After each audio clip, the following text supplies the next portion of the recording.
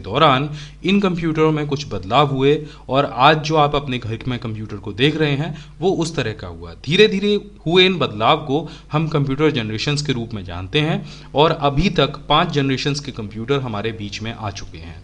तो अब जान लेते हैं कि प्रारंभिक कंप्यूटर से वर्तमान कंप्यूटर के बीच में कौन कौन से बदलाव हुए और वो कौन कौन सी पीढ़ियां हैं। तो सबसे पहले बात करते हैं प्रथम पीढ़ी के कंप्यूटर्स की। 1942 से लेकर 1955 के बीच में प्रथम पीढ़ी के कंप्यूटर का विकास हुआ। इस पीढ़ी के कंप्यूटर में वैक्यूम ट्यूब का इस्तेमाल किया जाता था, जिसकी वजह से इसका आकार बहुत बड़ा होता था। ये कंप्यूटर बिजली की खपत भी बहुत ज़्यादा करते थे और चूंकि इसमें जो ट्यूब होती थी वो बहुत ज़्यादा गर्मी पैदा करती थी, इसीलिए यहाँ पर एसी का इस्तेमाल बहुत ज़रूरी होता था। इस कंप्यूटर की सबसे बड़ी बात यह है कि यहाँ पर जो आप विंडोज़ इस्तेमाल करते हैं आज के दौर में बड़े धड़ल्ले से, यहाँ पर वो विंडोज़ या ऑपरेटिंग सिस्टम नहीं होता था। इसे चलाने के लिए जो प्रोग्राम्स बनाए जाते थे वो कंप्यूटर पंच कार्ड में स्टोर करके रखे जाते थे, इसीलिए इसमें डेटा स्टोर करने की जो क्षमता थी बहुत कम होती थी। साथ में ये जो कंप्यूटर थे बहुत स्लो चला करते थे। इन कंप्यूटर्स में मशीनी भाषा का इस्तेमाल किया जाता था, यानी ये कंप्यूटर सिर्फ मशीन लैंग्वेज को समझा करते थे। अब बात करते हैं दूसरी पीढ़ी के कंप्यूटर्स की कि क्या क्या बदलाव हुए उन कंप्यूटर्स में। इन कंप्यूटर का जो विकास था 1956 से 1963 के बीच में हुआ और ये कंप्यूटर देखने में कुछ इस तरह के हुआ करते थे। आकार की अगर मैं बात करूं तो प्रथम पीढ़ी के कंप्यूटर से इनका आकार थोड़ा छोटा हो गया था, क्योंकि यहाँ पर वैक्यूम ट्यूब की जगह पर ट्रांजिस्टर का इस्तेमाल किया जाने लगा था। ट्रांजिस्टर वैक्यूम ट्यूब से काफ़ी बेहतर हुआ करता था। इन कंप्यूटर में मशीनी भाषा के स्थान पर असेंबली लैंग्वेज का इस्तेमाल हुआ था और डाटा स्टोर करने के लिए अभी भी यहाँ पर पंच कार्ड को यूज़ किया जाता था। हालांकि आकार के हिसाब से और बिजली की खपत के हिसाब से ये कंप्यूटर पहली पीढ़ी के कंप्यूटर से कहीं अधिक बेहतर हो चुके थे। अब बात करते हैं तीसरी पीढ़ी के कंप्यूटर के बारे में। इनका विकास 1964 से 1971 के बीच में हुआ था और ये कंप्यूटर देखने में आज के वर्तमान कंप्यूटर के जैसे ही होते थे। हालांकि आप देख रहे हैं यहाँ पर मॉनिटर और कीबोर्ड का इस्तेमाल तो किया जा रहा है, लेकिन माउस अभी भी यहाँ पर नहीं है। ट्रांजिस्टर की जगह पर इन कंप्यूटर्स में इंटीग्रेटेड सर्किट का इस्तेमाल होने लगा था।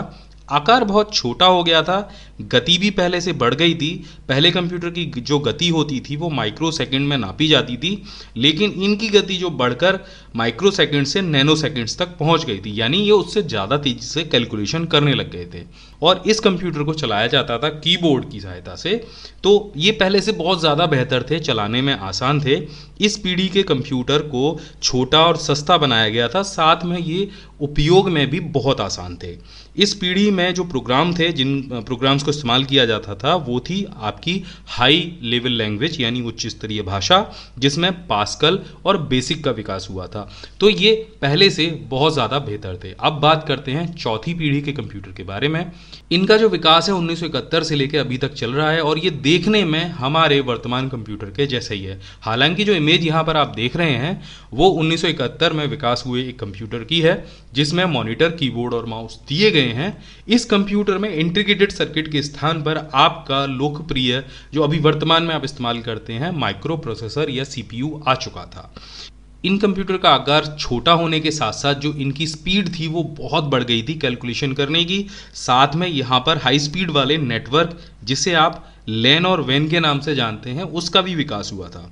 यहाँ पर पहली बार ऑपरेटिंग सिस्टम में MS-DOS का विकास हुआ और धीरे धीरे करके जो MS-DOS थी उसका विकास माइक्रोसॉफ्ट के विंडोज़ के रूप में हो गया था। ज़्यादातर कंप्यूटरों में ऑपरेटिंग सिस्टम के तौर पर विंडोज़ आने लग गया था। इसी वजह से यहाँ पर मल्टीमीडिया का विकास भी हुआ और जो प्रोग्रामिंग भाषा थी वो सी लैंग्वेज हो गई। धीरे धीरे करके ये जो कंप्यूटर थे आज के वर्तमान कंप्यूटर के रूप में बदलने लगे। इसमें ढेर सारी चीज़ें आने लग गई। आप म्यूज़िक भी सुनते हैं, आप इंटरनेट भी चलाते हैं और आप ढेर सारे काम करते हैं। ग्राफिकल यूज़र इंटरफेस आने के बाद से तो बहुत सारे चेंजेस हो गए। तो धीरे धीरे करके ये जो कंप्यूटर थे इन्होंने हमारे अपने घरों में, ऑफिसों में, कार्यालय में, स्कूल में अपनी जगह बना ली और इनकी जो पहुंच थी वो हर आम आदमी के घरों तक हो गई। धीरे धीरे विकास की ये पीढ़ी आगे बढ़ने लगी है और अब आने लगे हैं 5वीं पीढ़ी के कंप्यूटर यानी 5th जनरेशन के कंप्यूटर। इन कंप्यूटरों का विकास अभी जारी है और यहाँ पर अब इस्तेमाल होने लगा है आर्टिफिशियल इंटेलिजेंस यानी AI, जिसमें आप आमतौर पर देखते होंगे आपके मोबाइल फ़ोन में गूगल असिस्टेंट है, एलेक्सा है या कॉर्नेटा है, और ये धीरे धीरे करके अपने आप को डेवलप कर रहे हैं। कंप्यूटरों में सोचने और समझने की शक्ति डाली जा रही है और इनका विकास धीरे धीरे हो रहा है। इन्हें भविष्य के कंप्यूटर भी कहा जाता है।